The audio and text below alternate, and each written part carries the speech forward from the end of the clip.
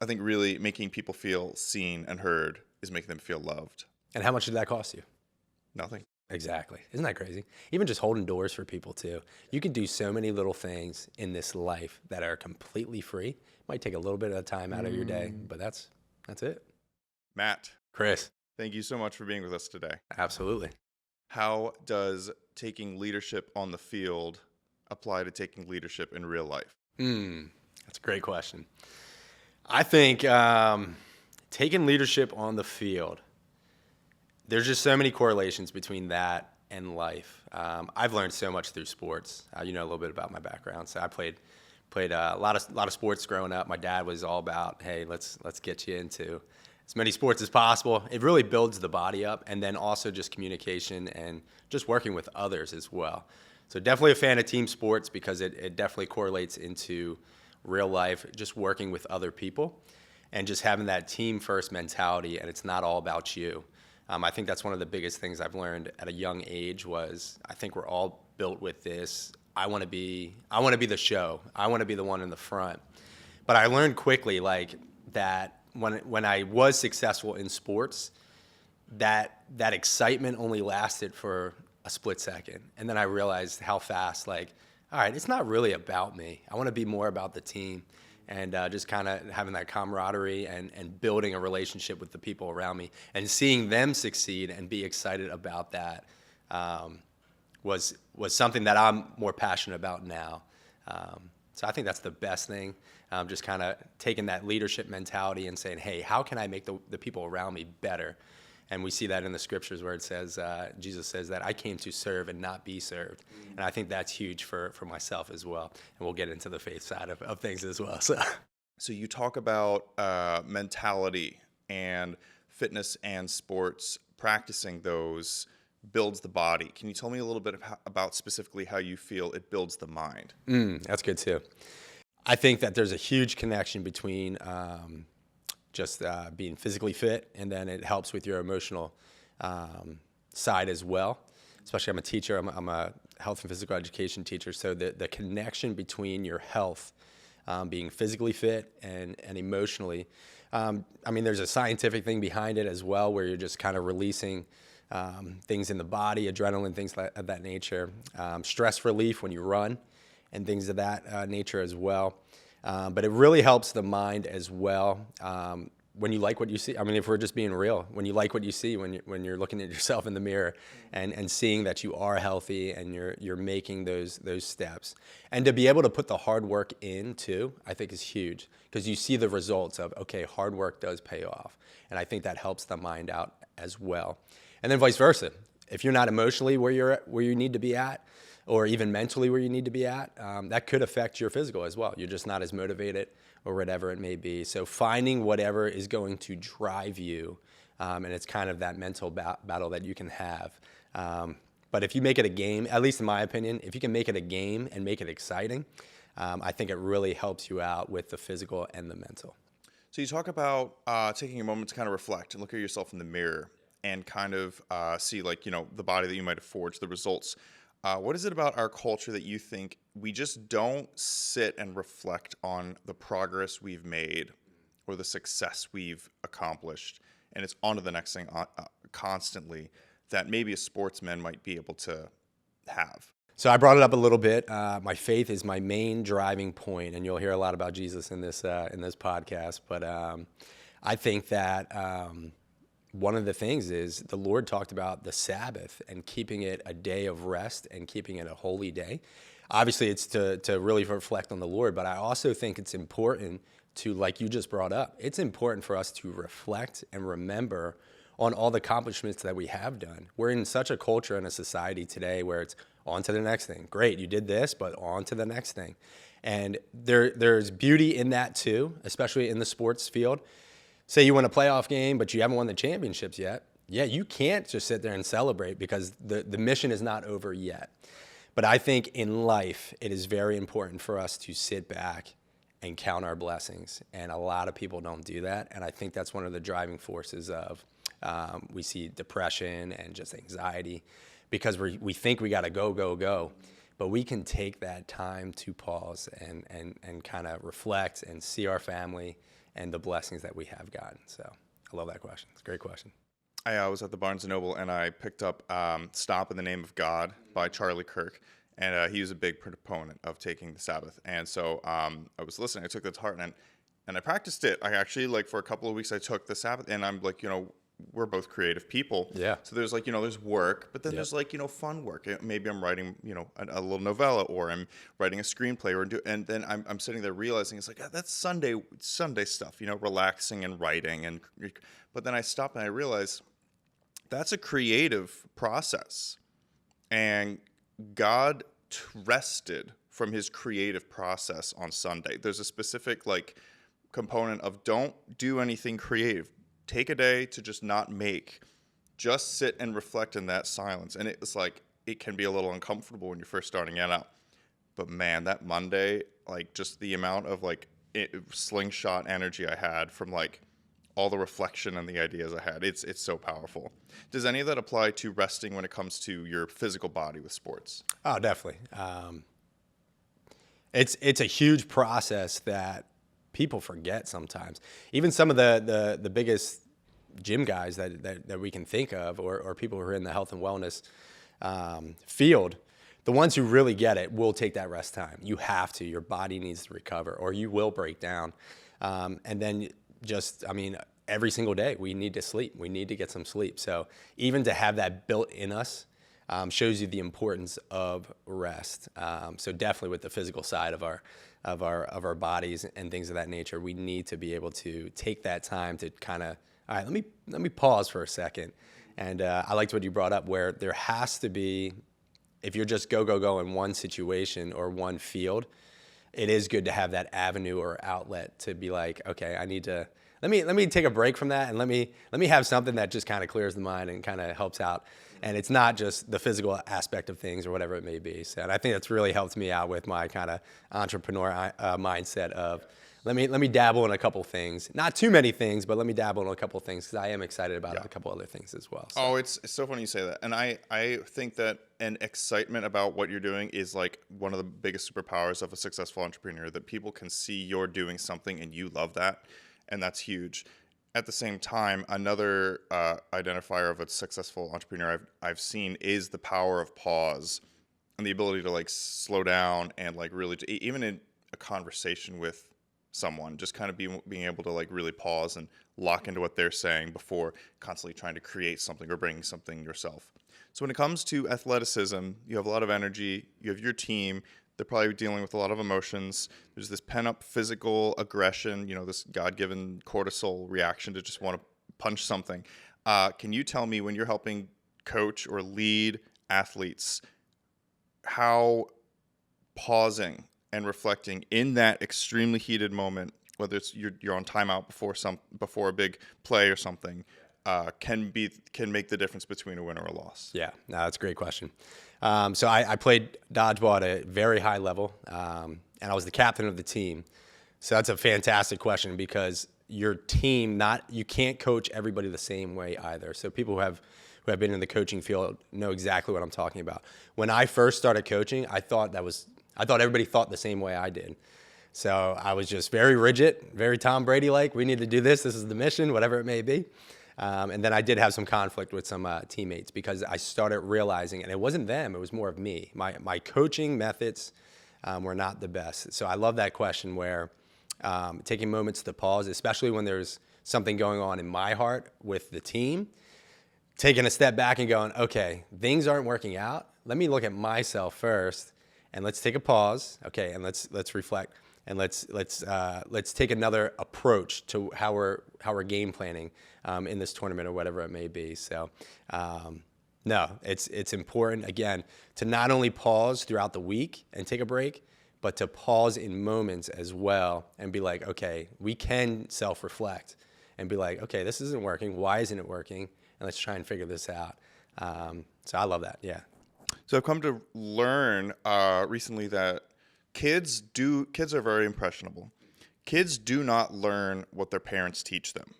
Kids learn how their parents act. So children will project and become, they'll internalize what their parents do, how they act, whether or not they're saying it or not. is there any parallels to you as a leader in a hyper aggressive sport, leading people, in the fact that the way that you are at peace in your own heart, people will reflect your energy more so than just your coach calls? I love that question because I'm big on practice what you preach. You cannot say one thing and then act completely the opposite way. My faith is my biggest driving point, and I understand a lot of people will not agree with it, but I think a lot of people have respected me through the sport and then just also in life, because I really try to practice what the faith says and just truly loving people. You can disagree on core things, but if you see every single person as my view on people is, that's my brother, that's my sister. And when you put it at that level, even though you may disagree on certain things, people see your heart and they see that you actually really do care about them. So when you can have those tough decisions with them, there's still that respect level, and people see that. And that's what I always try to do. Obviously, I fall short of that sometimes. But I think that is something I've always tried to live by, is practice what I preach. We talked about it earlier today, where if I say I'm going to show up, I can't not show up, because what kind of person am I if I'm not doing that? Same thing with your kids. I loved how you brought that up. I'm a father of two young kids, which is just incredible. It's a huge blessing. But how can I say these things or teach my kids these things and then I don't do it? That's not good. So, Yeah. I love that. Tell me a bit about the joy that you take in your kids and your craft. Yeah.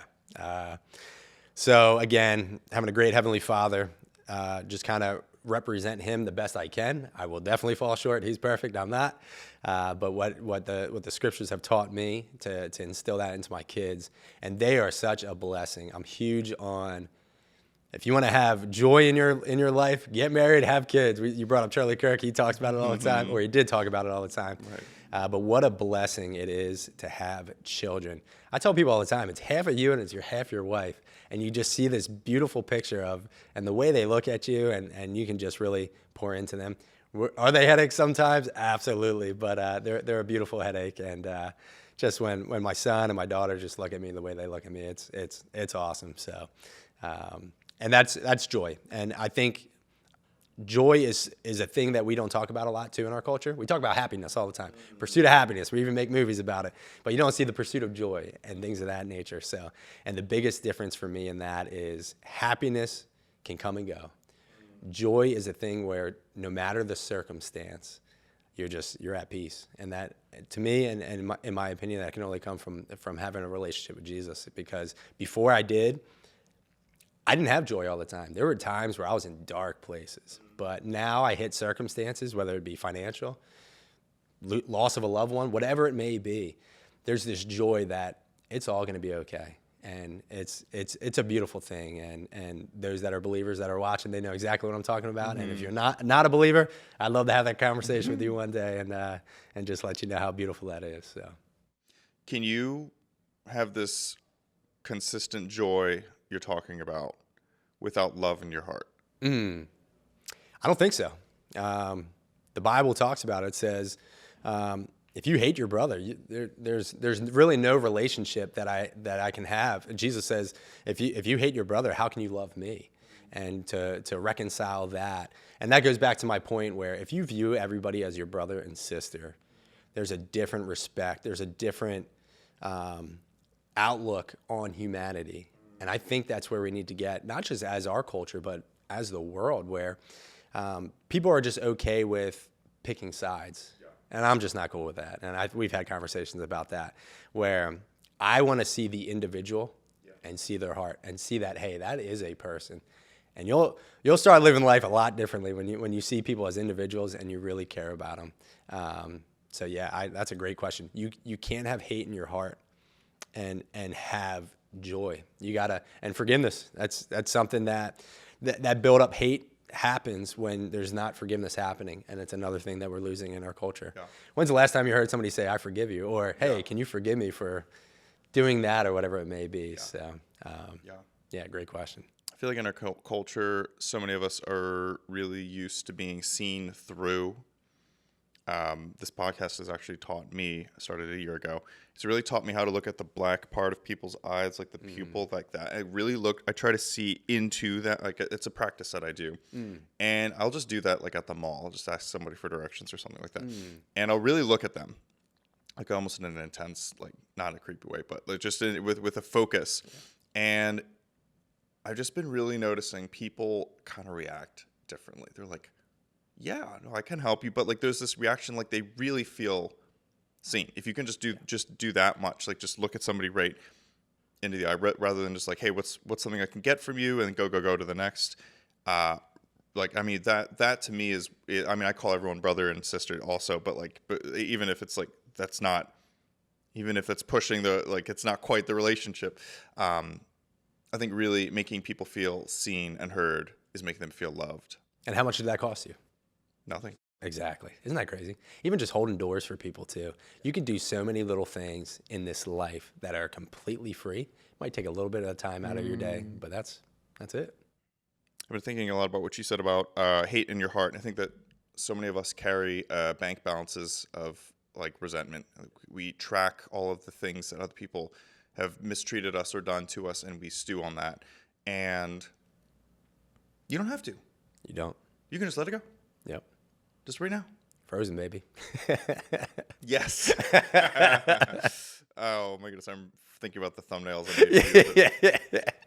I made. I would like to hear, in the competitive sense, is there a performance adjuster in how people play better when they're able to really be calm and let go of that hate, that resentment, while you're throwing objects at people in the sport? Yeah, I think it's one of the beautiful things about dodgeball is you can let that aggression go in every throw, which is cool.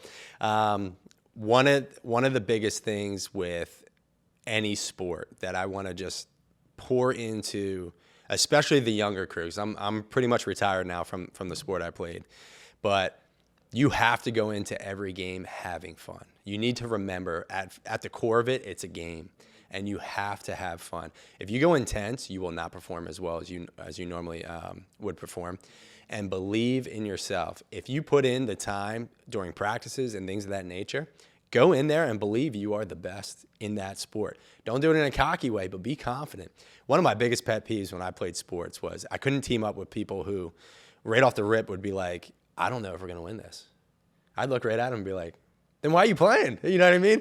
I've always had that belief. And one of the beautiful things about sports is you never know what could happen. It's so unpredictable that it's one of the things that makes sports so beautiful, is that it's so unpredictable. Anything can happen. You have to have the right mindset and come in prepared and say, hey, we have a shot in this. And there's power in that too. I truly believe it, where if you self-motivate and you get yourself in the right mindset going into a sport, you'll perform a lot better too. But again, don't be scared either. Don't have doubts. Go in and prepared and say, hey, I'm going to take that shot. I'm not going to stay reserved. I'm going to go in and I'm going to take that shot. And I think there's beauty in that as well. Yeah, I think it's a bit of a control issue that a lot of people, myself included, have today, where you enter a client meeting or a film set or a sport, and there's this tension. We like we clench up because we're not sure how it's going to go, when we want to know. We want to know that fear of what's going to happen is terrifying. We want to predict the outcome of this game. And then two, it's like this, like, I hope I don't mess up. And some of us then take that and then we say, oh, I suck. I'm going to blow it. Oh, I don't think we're going to win. This is almost like as like a cop out. It's like, okay, well, I said I was going to lose the match. I said I was going to bomb the game. So, I knew that was going to happen. But like, if you do what you're talking about, just like really kind of surrender to God, be like, I'm trusting whatever is going to happen in the next 2 hours is going to happen. And then like it loosens you up a little bit. And then whatever the result is it's either a blessing or it's just an opportunity to be, practice humility or something. But that surrendering of control, that's my second core values, surrender control. I love that. I really quickly wanted to touch on your upbringing and how some of that might have impacted into your career in throwing objects at people. Yeah, no, I'm just kidding. But my upbringing, I was very blessed, and I'm very thankful for that as well. And I know everybody doesn't have the same upbringing, but you can't. Everybody's dealt a different hand or a different. Some of us are jacks, some of us are twos, whatever it may be. Different deck of cards is what I'm essentially trying to say. But there's not really a way out, but there's a way to overcome, I think is the best way. Because we all have our own struggles too. So I grew up, both parents in the household, both love the Lord. With that being said, it is not my parents' belief of what I believe now. I had a falling away. I got nuts in high school and college. And I needed to go off the rails a little bit to come back home to the Lord.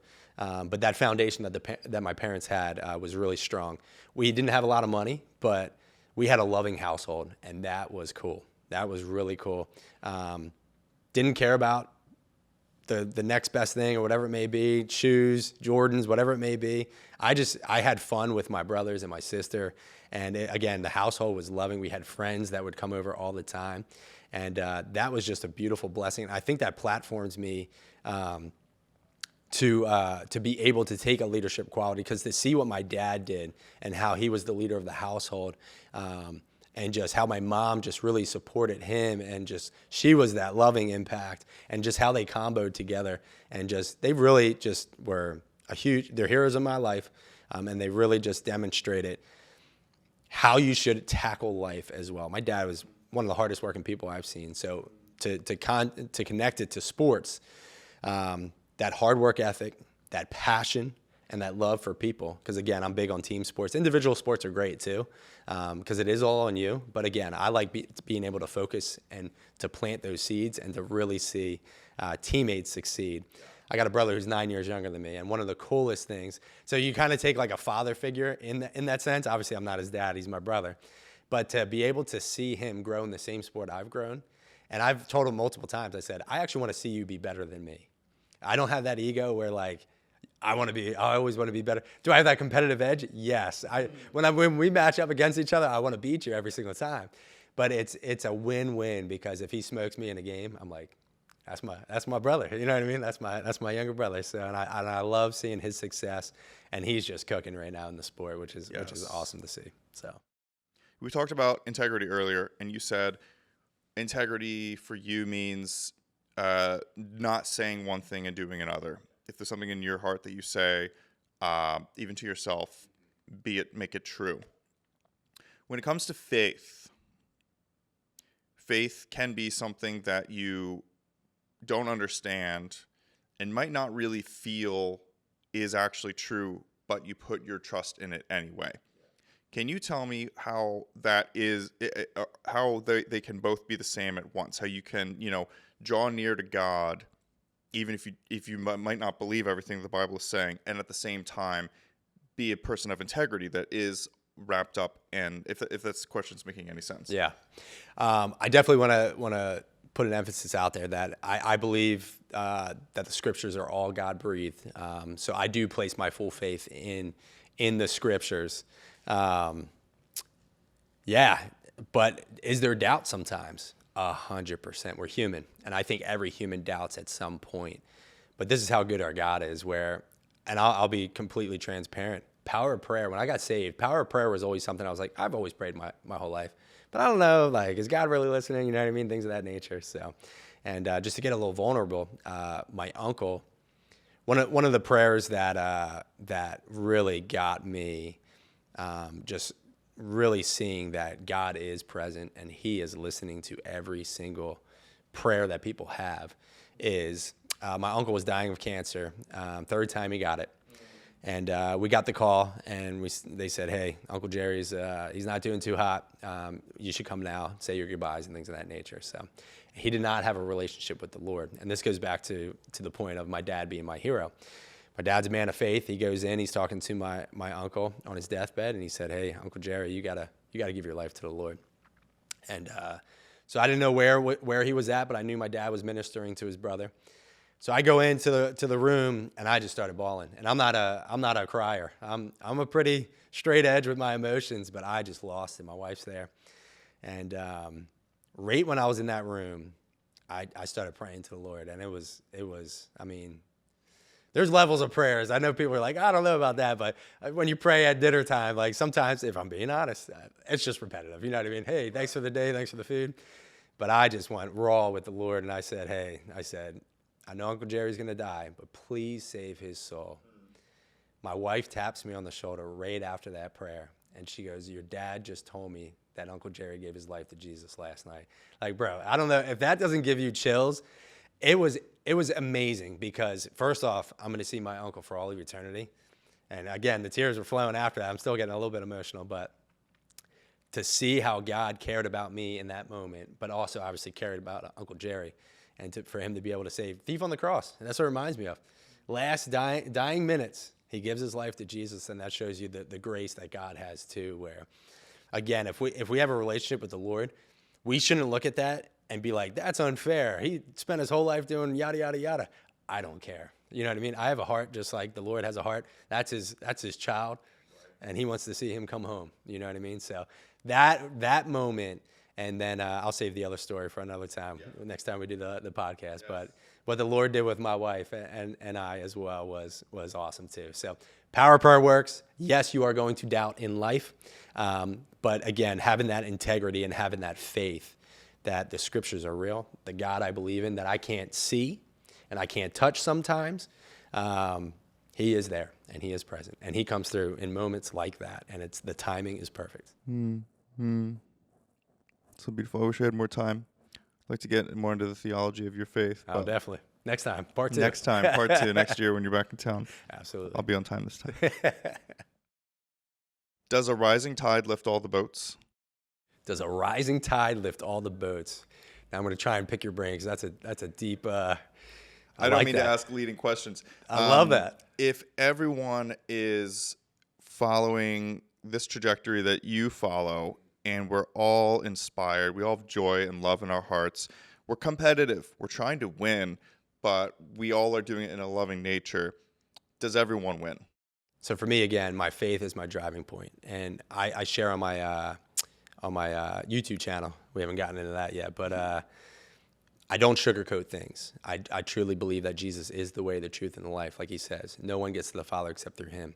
So a lot of times we'll hear it in our culture too. Love is love. It's like, well, the Greeks had 4 different types of love. So yes, love is love, but what is love? And I think that's huge. And God says clearly he is love. So if you don't have a relationship with God, I don't think you can truly love to the level of what love really is. And that's agape love. Obviously there's different types of love, but that is the love that I think all other loves can really come off of. Because I love my car, right? But I don't love my car like I love my wife. But we use the same exact word. That's our English language. But there's obviously a different type of love with those two. And unfortunately, I think our culture thinks it's the same thing. That's why we see relationships fall apart. I fell out of love or whatever it may be. Is love an emotion? That's part of it. But love is ultimately a choice. I choose to love my family. I choose to love my wife. And even through the hard times, I will. So to go to your question, I think if there's genuine love, you have a relationship with the Lord. Will there be parts where it kind of falters and things like that? Absolutely. You look at the church. The church is a mess, right? Yeah.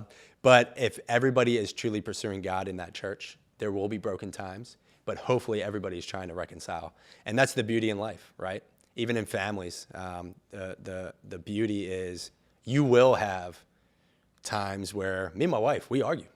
And if people say, oh, me and my wife, we don't argue at all, that's kind of unhealthy. You should have a dynamic where you're kind of butting heads because that iron is sharpening iron, and you're hopefully on the same trajectory towards the Lord, and doing it out of not spite, but you're doing it out of, hey, something is wrong here. Let's figure this out and let's grind it out. So, so I love that question. How'd you word it one more time? That was good.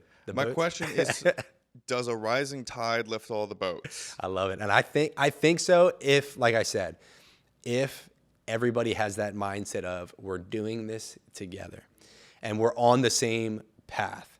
So to tie it into sports, again, if I have a guy on my team that has doubt, I don't know if we can do it. I don't know if I want that guy on my team. Does that make sense? Yeah. And I'm being blunt, but, and again, there's levels too. So if we're doing it, at a recreational level, 100%, because there's a different goal there. The goal at the rec level is I do want that guy on my team. I want to build that belief in him. But if we're jumping in and we're playing in a national championship and he's like, I don't know if we can do this. I have some doubts. I don't know if I want to line up next to that guy. So, or girl, I should say too. There are co-ed tournaments. So. Right. But. So Matt, what I would like to do here off record is tie in what you're talking about to you want there to be a positive energy on your team. You want the person next to you to not have doubt in his heart, but you're also we focused. Yeah. And as a leader, you're not about, hey, I want to win that medal for me. I want to take everyone with me and grow together. So I'm trying to figure out a question to kind of get that there and tie us home. So, got any ideas? Yeah. So, yeah, because I kind of. Well, I agree with what you're saying because every millionaire businessman I've had on the show says one bad apple will destroy your whole team. They say that every single time. They say that person will kill your team. I don't care how many accounts they bring in to the business. Okay, I think I got it. I'll throw it at you. We can workshop it if we need to. So, Matt, you talk about that person next to you having doubt in their heart, potentially kind of killing your win or being a weak link in the integrity of your team. Can you tell me a little bit about how the whole team needs to cohesively believe in a vision to win or a vision to love? Yeah. And how that becomes a we-focused mission? Yeah, that's a great question. But I think I have a great example for it. Again, I'm big on not me-focused, but we-focused.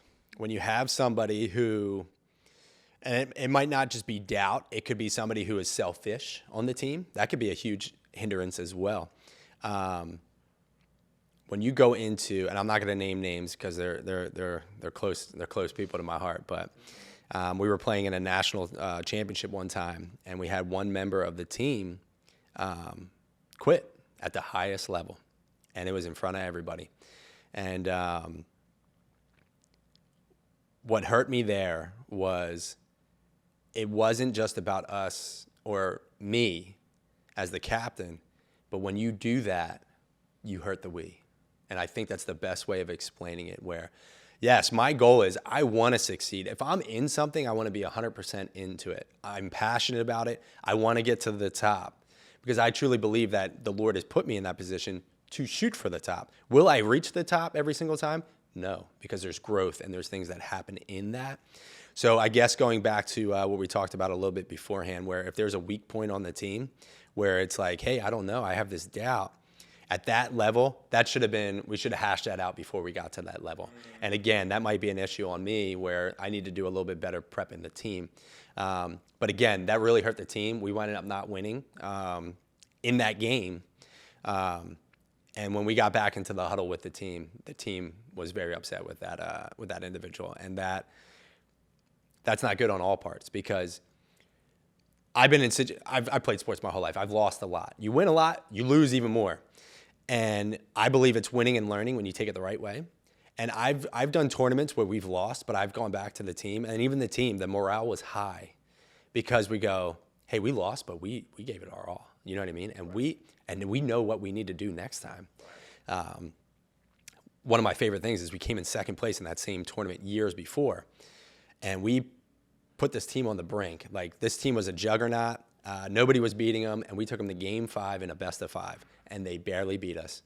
And we took that as a win. We were like, hey, and we were all in the morale was high. We're like, hey, we lost, but we got them next year. Yeah. And we wound up winning it next year because we had the right mindset. So when you have that piece on the team that maybe the Debbie Downer or whatever it may be, I think it's honest to them and it's honest to your team and yourself as a leader too, saying, hey, asking them that hard question, are you all in? And if you're not all in, it might be better for the both of us that you do step away. And that person may flourish too, and that might be the best thing for them as well. That's why I'm big on truth speak and really, really talking truth in people's lives, even when it's the hardest thing that they might need to hear at that time. If it's the right thing, you got to say it.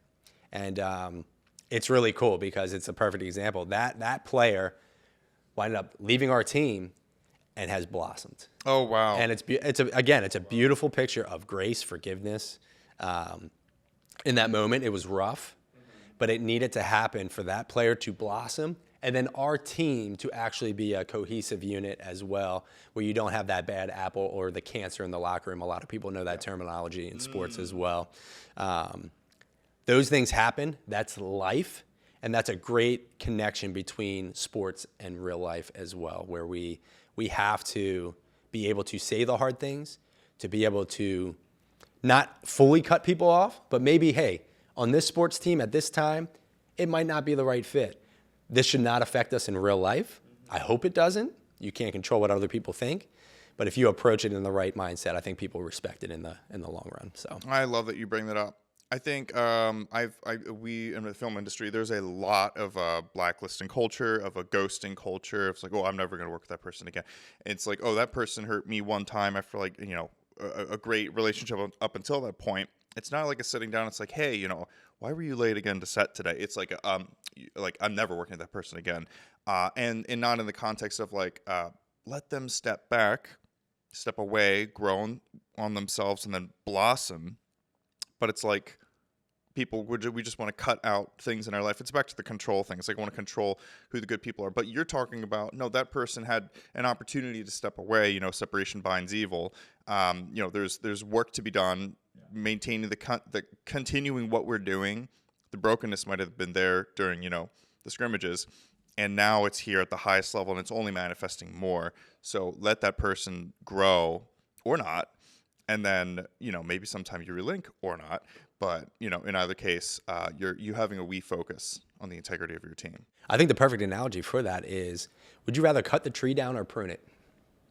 Think about that. I'm not big on cutting trees down.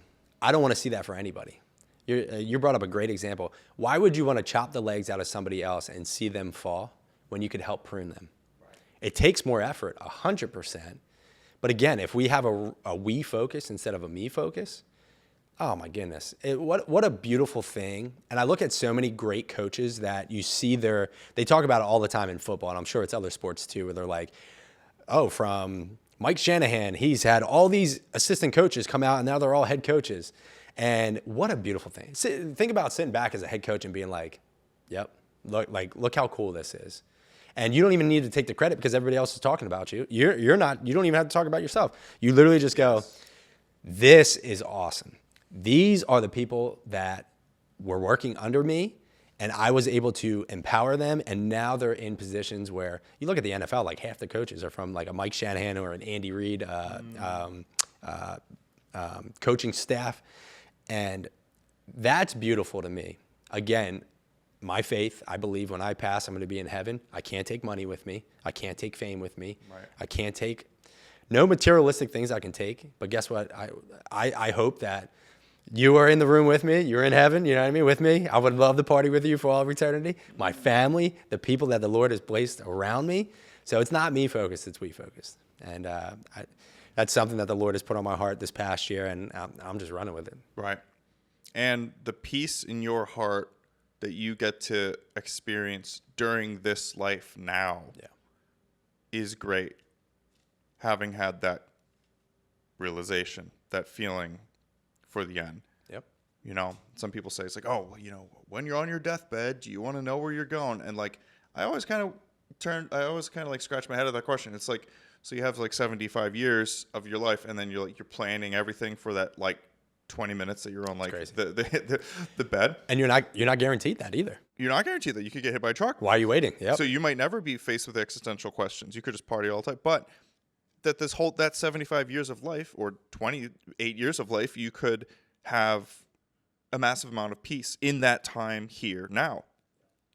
The eternal moment. So I love it. Matt, thank you so much for coming. Absolutely. This is great. Listen, anytime. If you want to fly me from Florida, I'm down. Yes. Your farm is great. My girl loves your farm down there. So that's awesome. Can't wait to be back. Very cool. Awesome. Woo.